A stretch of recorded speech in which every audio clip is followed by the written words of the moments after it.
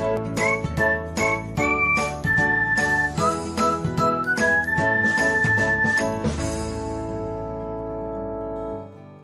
everyone, welcome back to another episode of Technologyglance.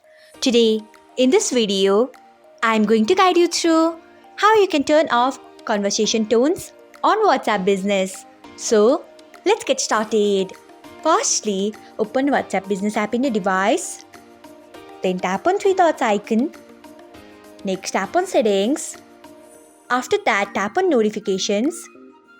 Next, you can see the option of conversation tones. Turn off it by tapping on it.